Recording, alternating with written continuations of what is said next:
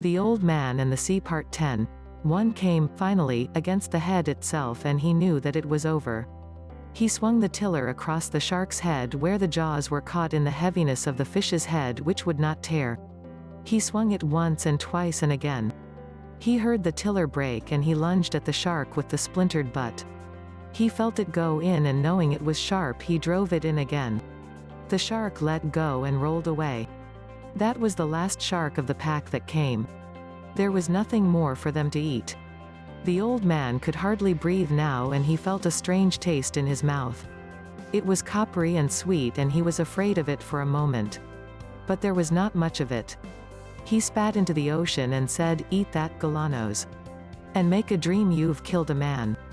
He knew he was beaten now, finally and without remedy, and he went back to the stern and found the jagged end of the tiller would fit in the slot of the rudder well enough for him to steer.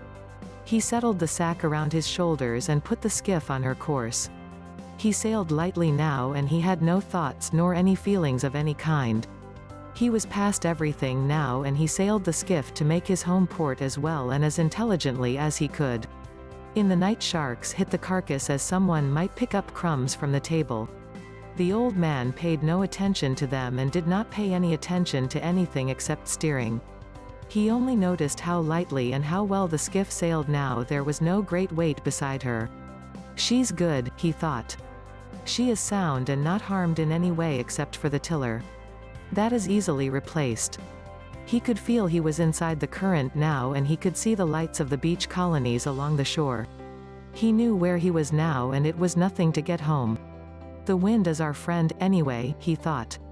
Then he added, "Sometimes. And the great sea with our friends and our enemies. And bed," he thought. "Bed is my friend. Just bed," he thought. "Bed will be a great thing. It is easy when you are beaten," he thought. "I never knew how easy it was."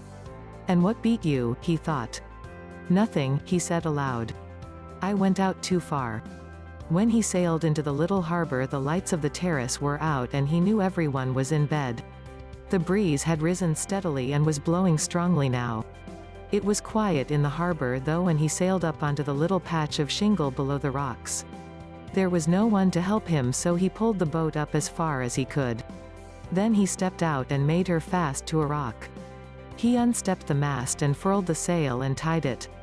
Then he shouldered the mast and started to climb. It was then he knew the depth of his tiredness. He stopped for a moment and looked back and saw in the reflection from the street light the great tail of the fish standing up well behind the skiff's stern. He saw the white naked line of his backbone and the dark mass of the head with the projecting bill and all the nakedness between. He started to climb again, and at the top he fell and lay for some time with the mast across his shoulder. He tried to get up. But it was too difficult, and he sat there with the mast on his shoulder and looked at the road. A cat passed on the far side going about its business, and the Old Man watched it. Then he just watched the road. Finally he put the mast down and stood up. He picked the mast up and put it on his shoulder and started up the road. He had to sit down 5 times before he reached his shack. Inside the shack he leaned the mast against the wall. In the dark he found a water bottle and took a drink. Then he lay down on the bed. He pulled the blanket over his shoulders and then over his back and legs, and he slept face down on the newspapers with his arms out straight and the palms of his hands up. He was asleep when the boy looked in the door in the morning. It was blowing so hard that the drifting boats would not be going out, and the boy had slept late and then come to the Old Man's shack as he had come each morning. The boy saw that the Old Man was breathing, and then he saw the Old Man's hands, and he started to cry. He went out very quietly to go to bring some coffee, and all the way down the road he was crying. Many fishermen were around the skiff looking at what was lashed beside it, and one was in the water, his trousers rolled up, measuring the skeleton with a length of line. The boy did not go down. He had been there before, and one of the fishermen was looking after the skiff for Bun. "How is he?" one of the fishermen shouted. "Sleeping," the boy called. He did not care that they saw him crying. Let no one disturb him. He was 18 feet from nose to tail, the fisherman who was measuring him called. "I believe it," the boy said. He went into the terrace and asked for a can of coffee. "Hot and with plenty of milk and sugar in it." Anything more? No. Afterwards I will see what he can eat. What a fish it was, the proprietor said. There has never been such a fish. Those were 2 fine fish you took yesterday too. Damn my fish, the boy said, and he started to cry again. Do you want a drink of any kind? The proprietor asked. No, the boy said. Tell them not to bother Santiago. I'll be back.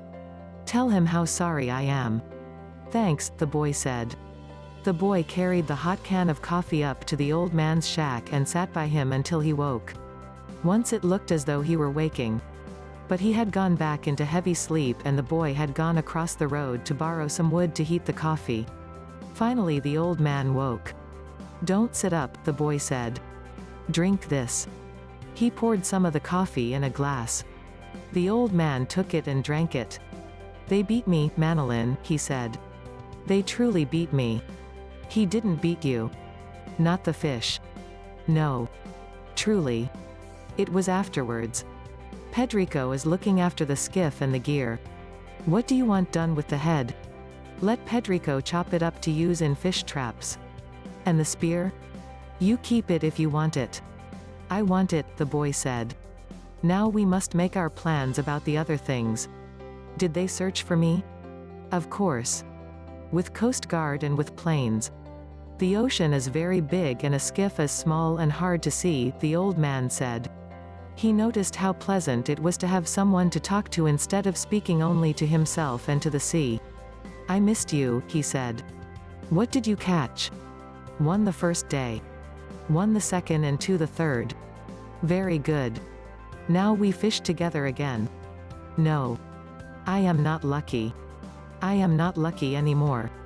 The hell with luck, the boy said. I'll bring the luck with me. What will your family say? I do not care. I caught 2 yesterday. But we will fish together now, for I still have much to learn. We must get a good killing lance and always have it on board. You can make the blade from a spring leaf from an old Ford. We can grind it in Guanabacoa. It should be sharp and not tempered so it will break. My knife broke. I'll get another knife and have the spring ground. How many days of heavy brisa have we? Maybe 3. Maybe more. I will have everything in order, the boy said. You get your hands well, old man. I know how to care for them. In the night I spat something strange and felt something in my chest was broken. Get that well too, the boy said. Lie down, old man, and I will bring you your clean shirt. And something to eat.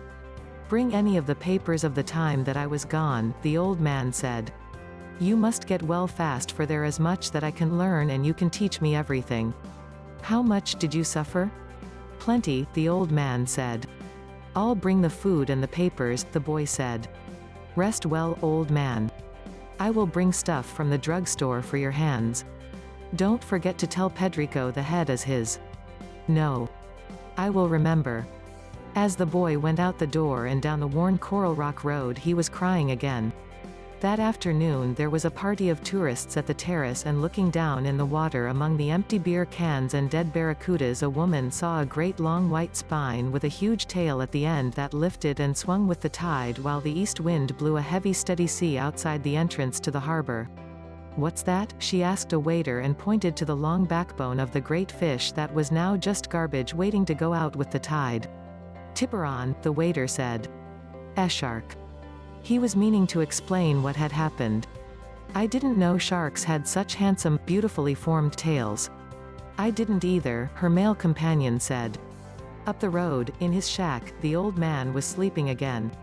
He was still sleeping on his face, and the boy was sitting by him watching him. The old man was dreaming about the lions.